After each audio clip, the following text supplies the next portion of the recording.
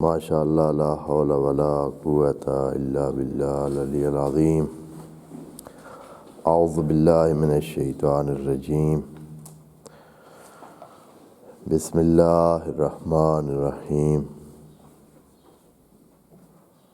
الحمد للہ وکفی والصلاۃ والسلام علی عبادہ الذین اصطفی۔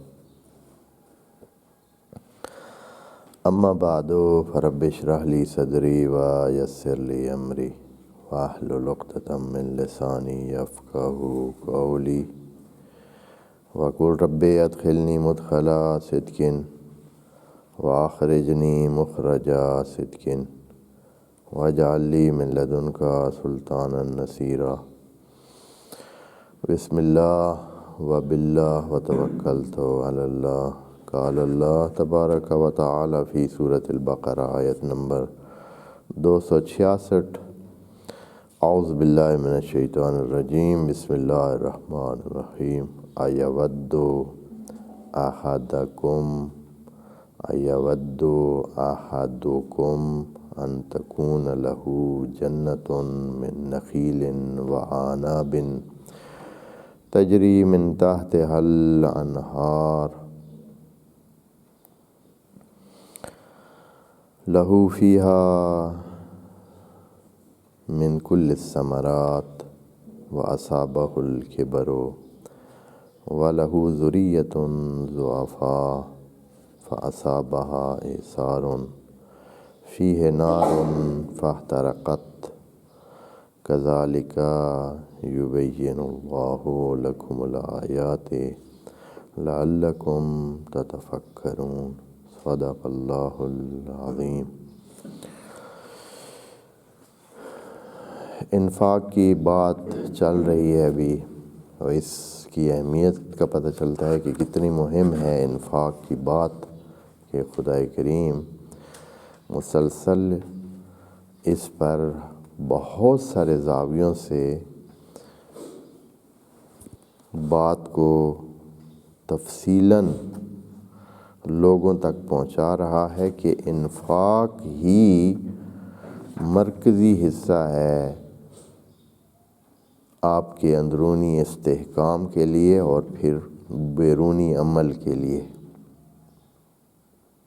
اور ابھی یہ اگلی کئی آیات تک اسی طرح جاری رہے گا۔ آپ ادھر بیٹھیں۔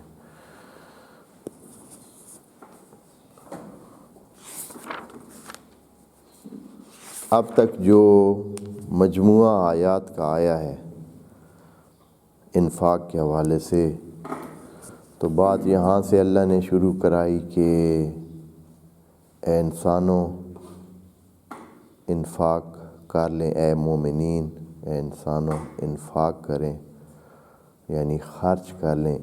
انفاق کا معنی ہم کر چکے ہیں، یعنی خرچ کرنا۔ کس پہ خرچ کرنے کی بات اللہ نے پہلے نہیں کی ہے، ابھی تک بھی نہیں کی ہے، کہ کس پر خرچ کرنا ہے، یہ بات ابھی تک نہیں ہوئی ہے تفصیل سے۔ فی سبیل اللہ کا لفظ کہا ہے۔ فی سبیل اللہ کا مطلب ہے کہ جو مناسب طریقے ہیں جو اللہ نے وضع کیے ہیں، جو راستے اللہ نے وضع کر دیے ہیں کسی چیز کے لیے، کسی چیز کے بھی بنانے کا جو اللہ کا ہدف ہے یا اللہ نے اس مقصد کے لیے بنایا، اسی مقصد میں خرچ ہو، وہی سبیل اللہ ہے۔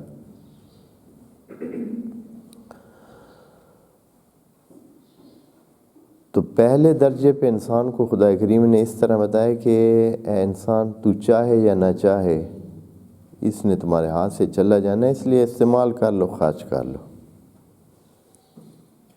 من قبل ان یاتی یوم لا بیع فیہ ولا خلۃ ولا شفاعہ، کہ پھر کچھ ہونے والا نہیں۔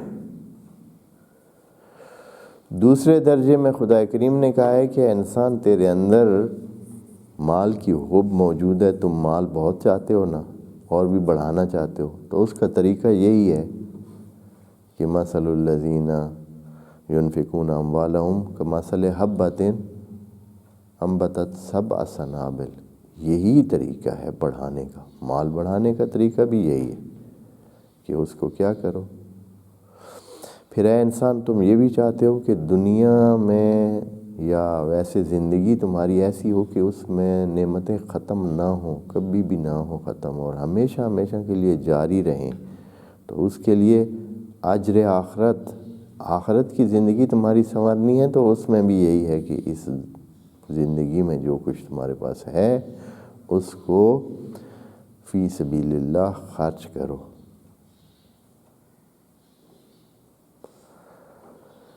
پھر اس کے بعد اس کی منفی باتیں بھی بتا دیں کہ ایک چیز کا دھیان رکھنا کہ اس میں من اور عذاب والا عنصر نہ آئے۔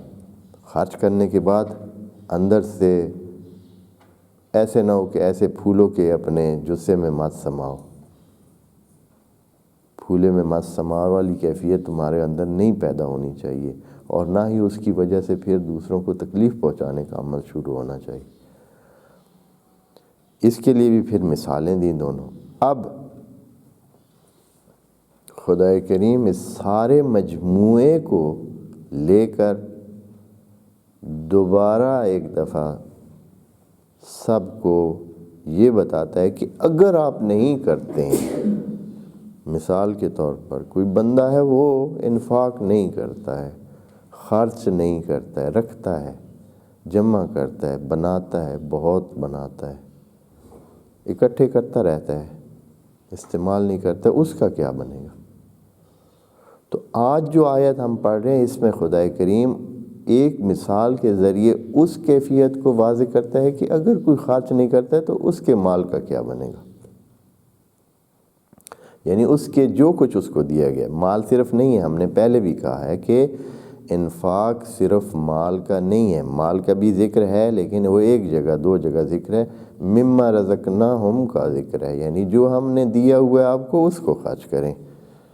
ہم نے آپ کو بہت ساری چیزیں دی ہوئی ہیں، بہت ساری چیزیں دی ہوئی، اس میں آپ کا عقل جو ہے وہ ایک چیز ہے، عقل دیا ہے تو اس کو خرچ کریں سمجھنے کے لیے۔ عقل کی پھر آگے کتنی قوتیں ہیں، ان تمام کو مثلا حفظ کرنے کی قوت اگر آپ میں ہے تو حفظ کرنے والا کام کریں، یادداشت اپنی بڑھائیں، اس میں چیزیں رکھیں، یاد رکھا کریں۔ سوچنے کے لیے ایک زاویہ دیا ہے تو سوچا کریں، خیال کرنے کے لیے اگر ایک زاویہ دیا ہے تو خیال کیا کریں، اچھے خیالات کیا کریں۔ اور اچھے یعنی خیالات کی دنیا تو اس لیے ہوتی ہے کہ وہ انسان کو بہت ساری غیر معلوم چیزوں تک پہنچانے کا ذریعہ ہے۔ خیالات یعنی آپ خیال کر کے اپنے ذہن میں بغیر عمل کے آپ پہلے اس چیز کو کیا کرتے ہیں، اس کی ساری ترتیب بنا لیتے ہیں، 10 بار بنائیں 20 بار بنائیں، آپ کو کوئی مسئلہ ہی نہیں ہے، یہ قوت خیال ہے۔ اسی طرح ہم بہت ساری چیزیں آپ کے پاس، آنکھیں ہیں، کان ہیں، ناک ہے، آپ کے ہاتھ ہیں، پاؤں ہیں، وعلیکم السلام، یہ ساری قوتیں ہیں، سارے نعمات ہیں، ساری چیزیں ہیں، آپ کے پاس اچھا اخلاق ہے، اچھی زبان ہے، آپ کے پاس بات کرنے کا طریقہ ہے، بہت ساری نعمات ہیں جو خدا کریم نے ہمیں زندگی میں دی ہوئی ہے۔ تو ان تمام کو خدا کریم کہتا ہے کہ خرچ کر لیں، استعمال کر لیں، زیادہ سے زیادہ کر لیں۔ اگر کوئی نہیں کرے گا تو اس کا بھی ہم آج جو مثال خدا کریم دینے لگا ہے اس طرح، اور یہ بڑے انداز اس مثال کا خدا کریم نے یہ اپنایا جیسے کہ ڈانٹ پلا رہا ہو، یعنی ابھی تک تو بڑی محبت سے اس عقل کے اس میں سمجھاتے ہوئے آ رہا ہے، پہلے اس طرح سمجھایا ہے کہ سارا چیزیں ضائع ہونے جا رہی ہیں، یہ 70-80 سال آپ ہیں اور اس کے بعد آپ کے ہاتھ سے سب کچھ چلے جانا ہے، آپ کا اختیار اس پہ نہیں رہنا ہے۔ اس کے بعد جو ہے اگلا مرحلہ، پھر اگلا مرحلہ، سمجھا کر اب خدا کریم تھوڑا سا سخت لہجے میں، تھوڑا سا ہے، معمولی سخت ہے، زیادہ سخت نہیں ہے، لہجہ تھوڑا سا تبدیل ہے، یعنی سوالیہ انداز اپنا لیا ہے۔ کیا ہے آپ میں سے کوئی اس طرح چاہتا ہے کہ ایسے اس کے ساتھ ہو جائے، جس کی مثال ابھی دے رہے ہیں کہ اگر آپ وہ نہیں کریں گے تو یہ تو ہو کے رہے گا۔ کیا ہوگا جی؟ یہ کہہ رہے ہیں، فرما رہے ہیں کہ ایود احدکم، آیا آپ میں سے کوئی یہ پسند کرتا ہے، چاہتا ہے، ان تکون لہ جنتون، کہ ہو اس کے لیے بنا بنایا باغ،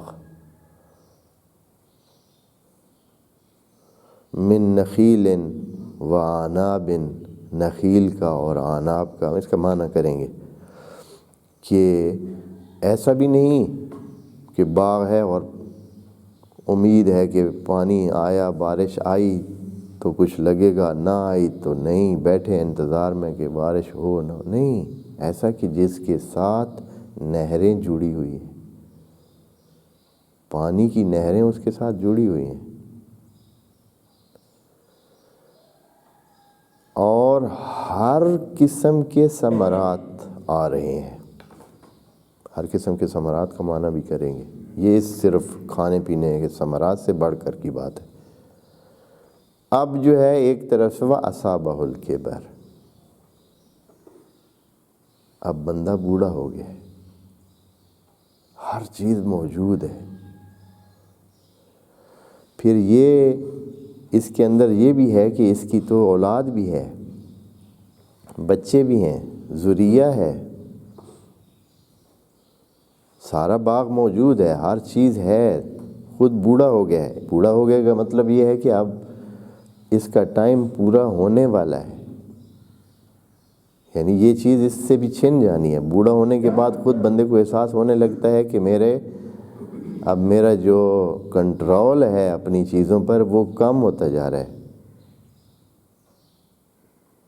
مثلا اس کا اگر ایک بلڈنگ ہے 5 منزلہ، تو آپ کتنا ٹائم ہو گیا وہ دوسری تیسری چوتھی منزل پہ کبھی جا ہی نہیں سکتا ہے، کبھی گیا ہی نہیں ہے، اپنے مال کو دیکھ بھی نہیں سکتا ہے۔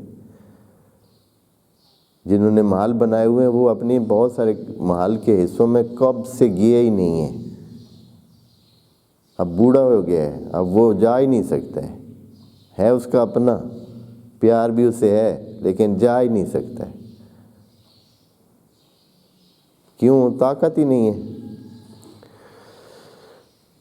اور پھر اس کی ذریہ بھی ہے، بچے بھی ہیں۔ اب اگر ایک دم ایک آگ بگولا آئے اور سارا باغ نیست و نابود ہو جائے، تو یہ چیز خدا کریم اس مثال کے ساتھ بتانا چاہتا ہے کہ اے انسان، تیرے ساتھ یہ ہونے والا ہے۔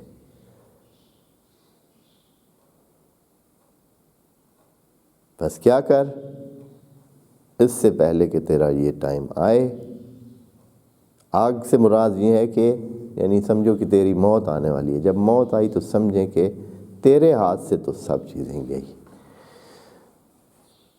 یوں ہی سمجھ لو کہ جیسے دنیا میں اگر تم موجود ہو اور تمہارے سامنے تمہارا باغ جل جائے، زیرو ہو جائے،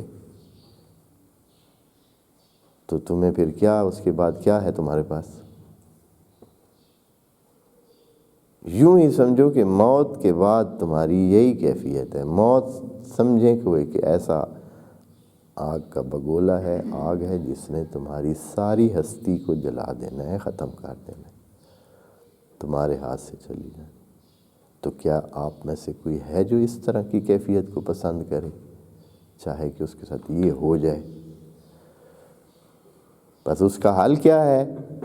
حل اس کا وہی ہے جو ابھی سٹیپ بائی سٹیپ خدا کریم نے بتایا ہے، جس میں ساری باتیں جو ابھی اس مثال میں موجود ہیں وہ پیچھے سے ذکر ہو چکی ہیں، کہ اس کام سے اس کے مال میں بھی اضافہ ہوگا، اس کی آخرت بھی سنور جائے گی، دنیا میں بھی خود استفادہ کر لے گا، مال بھی بڑھ جائے گا، اس کی ذریہ کی کوریج بھی ہو جائے گی، اس کی جو نسل آنے والی ہے اس کے لیے بھی کچھ رہ جائے گا، اس کے لیے بھی رہ جائے گا، اس لیے کہ وہ مال بڑھا جو رہا ہے، صرف اسی حد تک نہیں رکھ رہا ہے، مال خرچ کرنے سے اس کا مال بڑھ رہا ہے اور آگے اس کی ذریہ بھی اس سے فائدہ اٹھا رہی ہے۔ خدا کریم بھی اس کے، جب یہ خدا کریم کہتا ہے کہ میں دوں گا، تو وہ اس لیے نہیں دیتا ہے کہ پھر ضائع کرائے گا۔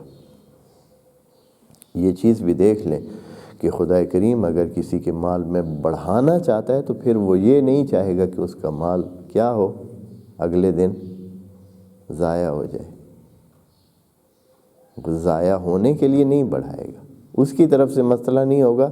اگر کوئی خود ضائع کرے تو اس کی علیحدہ بات ہے، وَإِلَّا خدا کریم جب دینا چاہتا ہے تو پھر وہ اس لیے نہیں دینا چاہتا ہے کہ آپ کا مال کیا ہو، ضائع ہو۔ تو دیکھتے ہیں اس مثال کو۔ پہلے تو ایودو کی طرف آتے ہیں۔ ایودو ہمارے پاس دو لفظ ہیں، آپ نے دونوں سنے ہوئے ہیں، قرآن میں دونوں استعمال ہوتے ہیں۔ ایک ہے لفظ حب، ایک لفظ ہے لفظ ود یا ود۔ دونوں کے معنی میں بہت معمولی سے اختلاف ہے، فرق ہے تھوڑا سا، تبھی تو جہاں ود استعمال ہونا ہوتا ہے ود ہوتا ہے، جہاں حب اور حب استعمال ہونا ہوتا ہے حب ہوتا ہے۔ حب کہتے ہیں، جو اس کا لغوی معنی ہے وہ یہ ہے کہ جب دانے میں بھرائی ہوتی ہے، دانہ ہوتا ہے، حبوب، حبب، حبب سے ہے حبہ، تو دانہ جب کوئی بنتا ہے اور بھرنا شروع ہوتا ہے اور اس میں وہ فائدہ مند چیز اور کھانے والی چیز جب اس میں پڑتی ہے اور وہ بھرتی ہے اور پھر وہ یہاں رہتی ہے، اس کو کہتے ہیں حببہ۔ حبہ و لبہ، یعنی اس کا لب اور لبوب اور اس کی اندرونی حصہ جو ہوتا ہے نا وہ بھر جاتا ہے۔ تو حب بھی یہی ہوتی ہے کہ جو محبوب ہوتا ہے وہ کیا کر دیتا ہے، حاب کے دل کو بھر دیتا ہے، اس پہ حاوی ہو جاتا ہے، یعنی بھرائی اس کی وجہ سے ہو جاتی ہے۔ تو جو محب ہوتا ہے اس کا دل یا اس کا اندرون بھر جاتا ہے، کس سے؟ دوسرے سے۔ یہ جو ہے حب سمجھیں باہر سے ایک عمل ہوتا ہے جو انسان پہ حاوی ہو جاتا ہے، انسان پہ آ جاتا ہے باہر سے، پہلے اس میں وہ نہیں ہوتا ہے، پہلے خلا ہوتی ہے، خلا میں وہ چیز آ جاتی ہے۔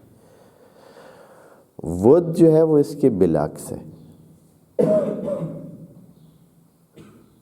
ود جو ہے وہ کسی خلا کے بھرنے کے نام نہیں ہے، بلکہ جب وہ خلا بھری ہوئی ہوتی ہے تو اب اس سے جو کچھ اظہار ہوتا ہے،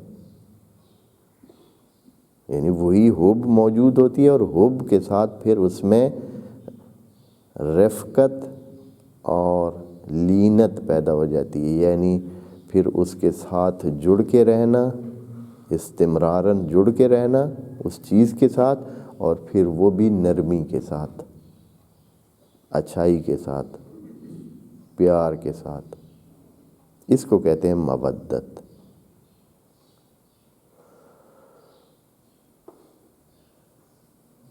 خدا کریم نے بھی بہت ساری جگہ پہ یہ لفظ دونوں بولے ہیں۔ اللہ جو ہے وہ ودود ہے، اللہ نے اپنے ناموں میں حبیب نہیں رکھا ہے۔ سمجھ آئیے فرق کا، پتہ چلا ہے؟ حبیب نہیں ہے اللہ کے ناموں میں، اللہ کے ناموں میں کیا ہے؟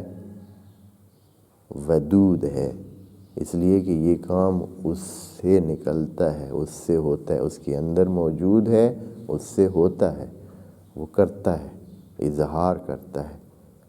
ود وہ کرتا ہے، حب ایک قسم کا متاثر ہونے کا عمل ہے، اور ود متاثر کرنے کا عمل ہے۔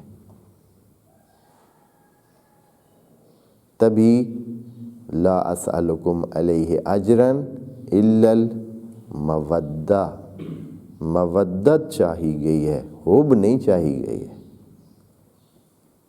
عمل کر کے دکھائیں۔ حب تو وہ ہے جو آپ خود متاثر ہوئے، آپ کسی کے اچھائی سے متاثر ہوئے ہیں، آپ کے اندر اس کا چاہنے کا عمل پیدا ہو گیا ہے، تو یہ آپ متاثر ہوئے ہیں۔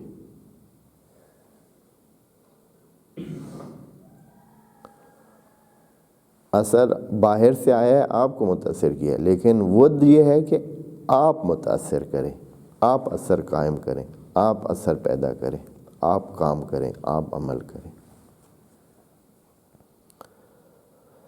یہاں خدا کریم فرماتا ہے ایود احدکم، آیا آپ میں سے کوئی اس چیز کو چاہے گا، کرنا چاہے گا، یعنی وہ خود سے ایسا کام کرے، یعنی خدا کریم یہ کہنا چاہتا ہے کہ یہ آپ کے کرنے کا کام ہے، یہ آپ کے اختیار میں ہے۔ محبت اختیار میں نہیں ہوتی ہے، ود جو ہے وہ اختیار میں ہوتی ہے۔ محبت اس لیے اختیار میں نہیں ہوتی ہے کہ آدمی اس سے کیا ہوتا ہے، متاثر ہوتا ہے نا، یعنی خلا بھرتی ہے، خالی ہوتا ہے ایک مقام، اس کو وہ بھر جاتا ہے تو وہ متاثر ہونے والے میں، اس لیے وہ اختیار میں نہیں ہوتی۔ لیکن جو ود ہے وہ چونکہ عمل اس میں شامل ہوتا ہے، اور اس میں یہ ہوتا ہے کہ کچھ کرنا ہوتا ہے اور دکھانا ہوتا ہے اور ادھر سے ہوتا ہے، اس وجہ سے ود میں اختیار ہوتا ہے کہ کوئی کرے گا، ود دکھائے گا، اپنے اندر کے جو تاثرات ہیں ان کو پیش کرے گا عملاً، اور اس میں دوسرے پر یا دوسرے طرف اظہار کرے گا تو وہ ود۔ تو یہاں خدا کریم نے بھی یہاں گیا ایود احدکم، یعنی یہاں خدا کریم نے یہ ایودو کا مادہ یہاں استعمال کر کے یہ کہنا چاہے کہ یہ آپ کے اختیار میں ہے۔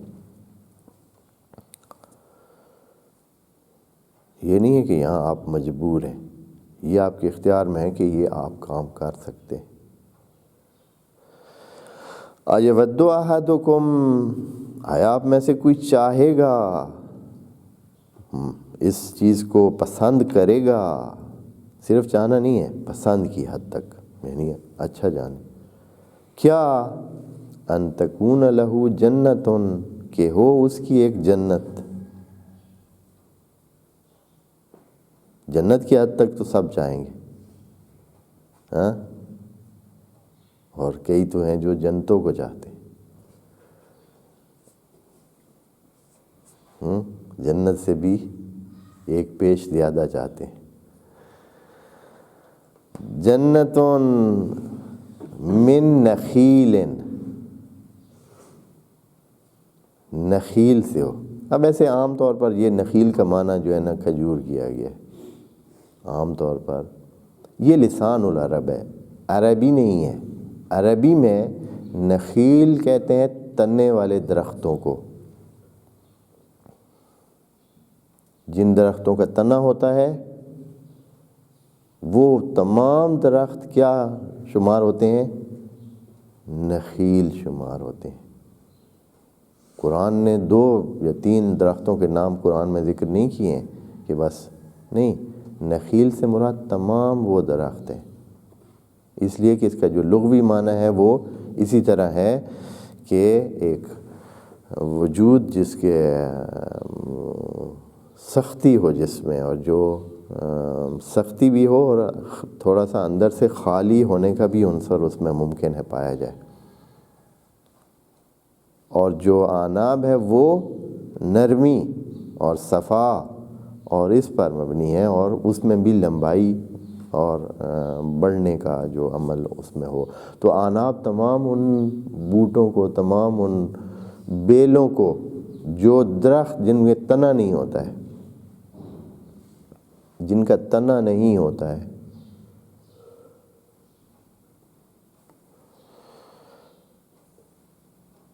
بس ہر قسم کے درخت ہیں، یعنی آپ کا باغ ہے جو ہر قسم کے درختوں پر اور بیلوں پر مشتمل ہے۔ ایسے نہیں ہے کہ صرف درختوں پر، یا مثلا جیسے یہاں جس طرح یہاں لگتا ہے کہ خدا کریم نے کہا ہے کہ ایک ہیں کھجوریں اور ایک ہیں کیا، انگور، جیسے عام معنی یہی کیا جاتا ہے، اور ادھر بھی لکھا ہوا ہے کیا ہے، کھجوروں اور انگوروں کا ایک باغ ہو۔ ایسے نہیں ہے، کیوں؟ آگے جو من کل الثمرات کے بعد کہہ کر خدا کریم نے آپ کو وضاحت کے لیے کہہ دیا ہے کہ کل الثمرات 2 چیزوں سے نہیں آ سکتے،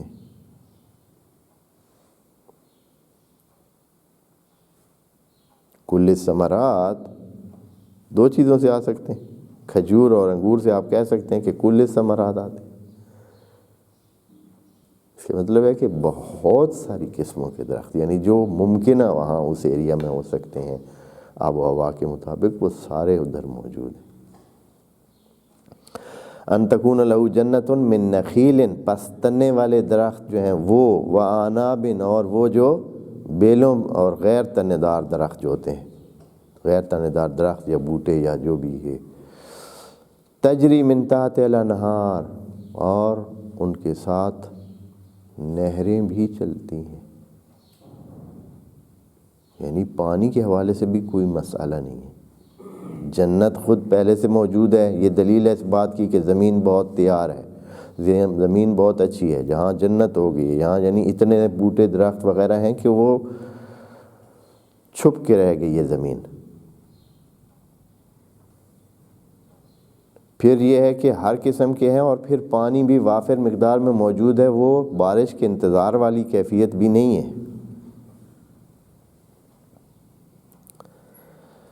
لہو فیہا من کل الثمرات، اور اس کو ملتے ہیں یہاں سے ہر قسم کے ثمرات۔ ثمرات یعنی جو بھی اس کا نتیجہ، جو بھی اس کا پھل ہوتا ہے، جو چیز اس سے نکلتی ہے۔ اب پھل کیا نکلتے ہیں جی؟ کل ثمرات کیا ہو سکتے ہیں؟ یعنی حتیٰ اس کو اپنے چوپایوں کے لیے گھاس ملتا ہے، جلانے کے لیے لکڑی ملتی ہے، اس کو اپنے فرنیچر کے لیے، اپنے مکان کے لیے وہ جو اس کو چاہیے ہوتے ہیں گارڈر وغیرہ، یا اس کو جو بھی ضرورت پڑتی ہے، جتنی بھی چیزیں انسانی زندگی کے لیے ضرورت ہے، وہ ساری کی ساری اس سے اس کو حاصل ہوتی ہیں۔ یعنی زندگی کا سارا سلسلہ اس سے اس کا چلتا ہے۔ اس لیے کہ مثال اس طرح دے رہا ہے خدا کریم کہ ہر قسم کی ضرورت اس کی اس باغ سے پیدا ہوتی ہے، پوری ہوتی ہے، حتیٰ گندم بھی ہے وہاں۔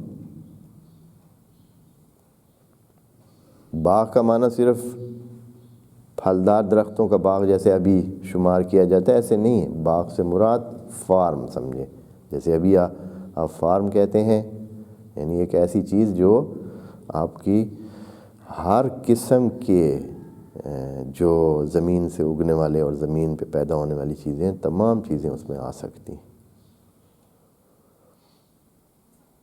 تجری من تحت الانہار لہو فیہا من کل الثمرات۔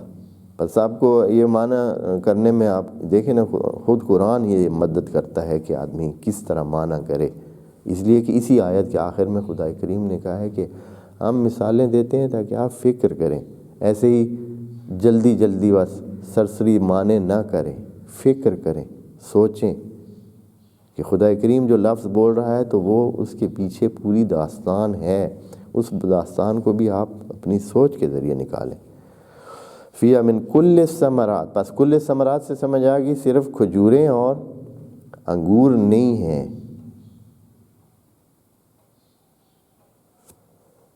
اب یہ ساری چیزیں بندہ تیار کر چکا، اچھا اس میں جو پیچھے اس کے اور چیزیں موجود ہیں، تھوڑا سا اور بھی اس کو وسیع تر تھوڑا سوچیں۔ یہ اس شخص کی بات ہے، اور جب احدکم کہا ہے اور تکون لہو، تو اس کا مطلب یہ ہے کہ یہ چیز اس نے بنائی ہے، اپنی زندگی لگا کر یہ کام کیا ہے۔ ایسے نہیں کہ اس کو وراثت میں ملی ہے، یہ چیز خدا کریم نے ذکر نہیں کی ہے کہ اس کو وراثت میں ملی ہو، اس نے نہیں، اس نے یہ کام کیا ہے، اس نے بنایا ہے، اس نے محنت کی ہے۔ خدا کریم یہ کہنا چاہتا ہے کہ انسانوں، آپ کے پاس جو چیزیں، بہت ساری چیزیں ہیں، اس میں آپ کی محنت، خدا کی دی ہوئی تو اپنی جگہ ہر چیز ہے، اس پر جو آپ نے عمل کر کے بہت سارا کچھ بنایا ہوا ہے۔ مثلا ایک انسان نے پڑھا ہے تو وہ پڑھنا ایک باغ ہے اس کا، جو کچھ اس نے پڑھا ہے، جو کچھ اس نے سیکھا ہے، جو کچھ اس کی معلومات ہے، یہ اس کا باغ ہے۔ یہ اگر اپنے اس باغ سے فائدہ نہیں اٹھائے تو یہ باغ جانے والا ہے، یہ باغ ختم ہونے والا ہے۔ اگر اس نے اس کو لوگوں تک نہیں پہنچایا، اس کو فائدہ نہیں حاصل کیا زندگی میں اس اپنی معلومات کا، اگر کوئی ایماندار ہے تو اگر اپنے ایمان کا اس نے فائدہ نہیں لیا، ایماندار ہے تو اس کو بندگی اپنی بڑھانی چاہیے۔ ایمانداری کا اور ایمان کا تعلق بندگی سے، بندگی اس کا نتیجہ بندگی ہونا چاہیے، بندگی بڑھنی چاہیے۔ جس کو پتہ ہی نہیں ہے کہ کیا ہے بندگی، کیا سلسلے ہیں، وہ تو علیحدہ، اس کو تو رہنے دیں۔ جس کو پتہ چل چکا ہے کہ اللہ کے ساتھ قرب کے کیا فائدے ہیں، آگے زندگی آنے والی ہے، تو اس کو تو فائدہ اٹھانا چاہیے۔ بہرحال فرما رہے ہیں اس میں یہ چیز خود ہی پتہ چل جاتی ہے کہ یہ ساری خدا کریم جب کہہ رہا ہے کہ ایود، تکلیف بھی تب ہوگی، یعنی جو نہ چاہنا ہوگا، کیونکہ یہ ایود سوالیہ صورت میں یہ کہہ کر خدا کریم چاہتا ہے کہ یہ بتائے کہ آپ نہیں چاہیں گے، ایسے یہ چیز آپ نہیں چاہیں گے۔ آپ کا باغ ہو، آپ نے محنت کی ہو، باغ ہو، اور باغ بھی ہر قسم کے درختوں اور بوٹوں سے بھرا ہوا ہو، نہریں چلتی ہوں، سب چیزیں بالکل تیار ہوں، اب وَأَصَابَهُ الْكِبَرُ،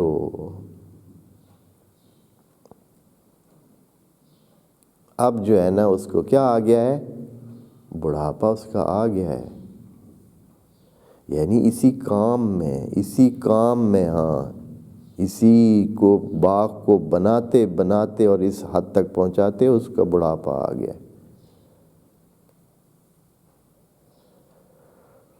اب اگر بڑھاپے کے بعد خود تو وہ فائدہ نہیں اٹھا سکتا ہے، اکثر یوں ہی ہوتا ہے، لوگ لگے رہتے ہیں محنت کر کر کر کر پیسہ بناتے ہیں، خود ساری زندگی ذلیل و خوار ہو کر زندگی گزارتے رہتے ہیں اور پیسہ بناتے رہتے ہیں۔ جب پیسہ بنا چکتے ہیں تو پتہ چلتا ہے کہ 65 کے ہو چکے ہیں۔ اب پیسہ تو آ گیا ہے، گھر بھی اب اس نے بنا لیا ہے،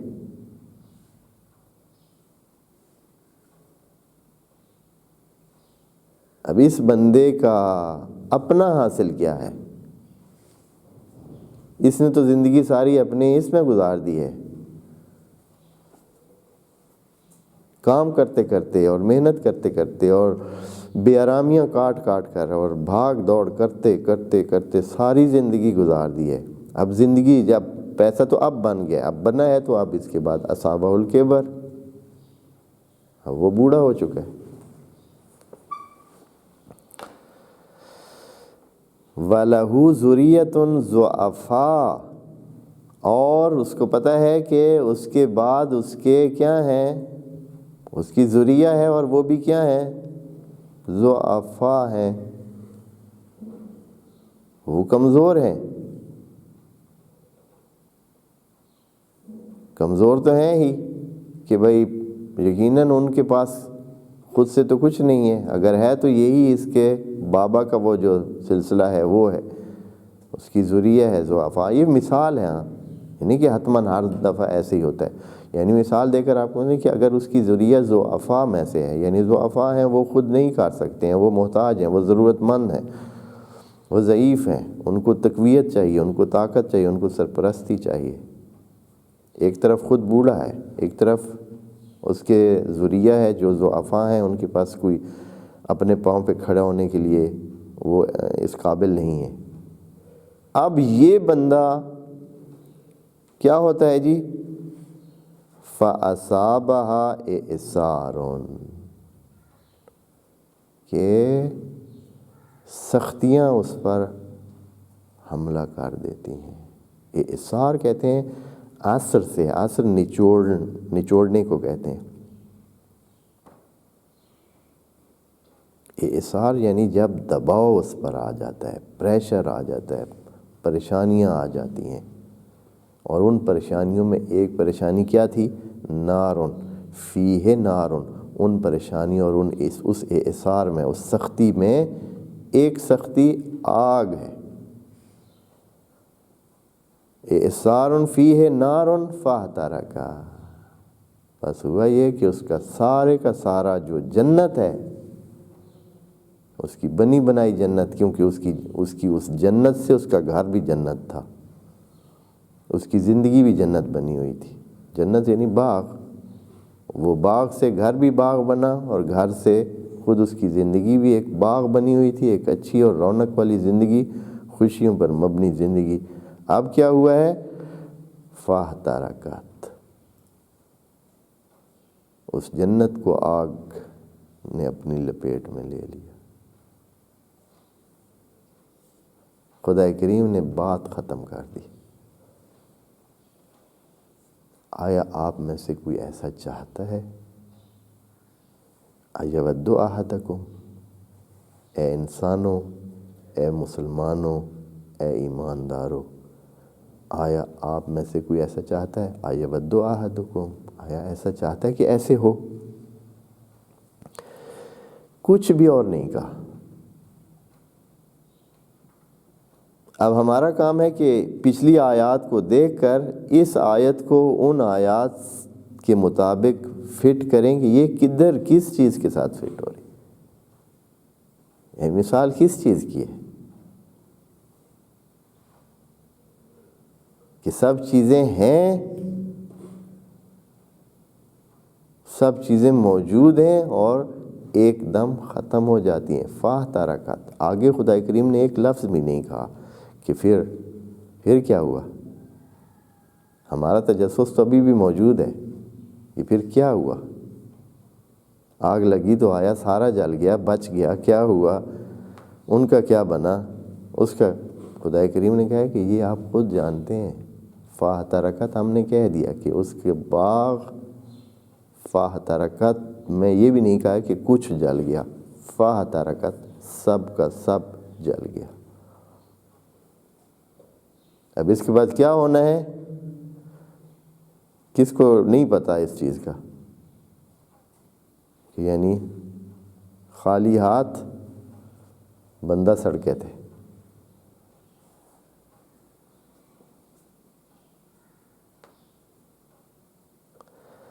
خدا کریم یہاں یہ کہتا ہے کہ کذالک یبین اللہ لکم الآیات، اے انسانوں، اللہ آپ کو اس طرح صحیح بات بتاتا ہے، حقیقتیں بتاتا ہے۔ آیات یعنی وہ چیزیں جو نشانیاں ہیں، جو علامتیں ہیں اس کی حقیقت کی، جو حقائق ہیں۔ حقائق اس طرح خدا کریم بتاتا ہے، کس لیے بتاتے ہیں؟ اے اللہ آپ ہمیں کیوں بتا رہے ہیں؟ لعلکم تتفکرون، اس انداز میں اللہ تب بتاتا ہے کہ آپ فکر کریں۔ یعنی ایسے ہی نہ زندگی کو ایسے بس صبح اٹھتے ہیں، کھاتے ہیں، پیتے ہیں، ادھر ادھر ٹہلتے ٹلتے ہیں، شام ہو جاتی ہے اور پھر سوتے ہیں اور پھر اگلی صبح اور پھر اسی طرح۔ یہ سوچیں کہ یہ ایک سلسلہ ہے، آپ اس پوری کائنات میں آپ کی جگہ جو ہے اس میں آپ کیا کر رہے ہیں، آپ کیا بننے جا رہے ہیں، کیا ہونے جا رہا ہے، آپ نے کیا کرنا ہے، کس طرح رہیں کہ آپ اپنی اس زندگی کو اس کائناتی عمل میں پرماننٹ بنا دیں۔ خدا کریم کہتا ہے کہ آپ کو پتہ نہیں ہے، آپ کی معلومات نہیں ہے، غیب کا علم آپ نہیں رکھتے ہیں، ہم آپ کو رہنمائی دے دیتے ہیں، پھر آپ کی مرضی۔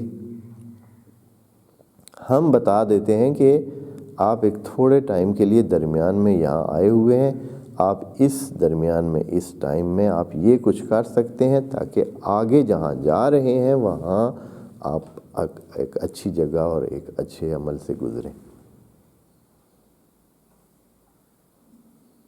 وَإِلَّا، خدا کی کائنات تو ویسے ہی چل رہی ہے، اگر اچھی جگہ پہ پہنچنا ہے تو اس کائناتی عمل میں اپنے آپ کو ایک خاص اس پہ رکھیں۔ ایک درخت ہوتا ہے، ایک درخت جو ہے وہ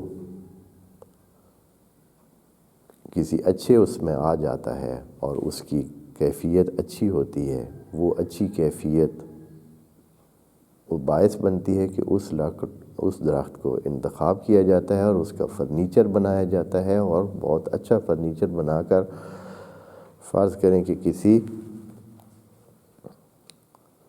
بادشاہ کے محل میں اس کو سجا دیا جاتا ہے، اور دوسری طرف وہ لکڑ ہوتی ہے جو کسی کام کی نہیں ہوتی ہے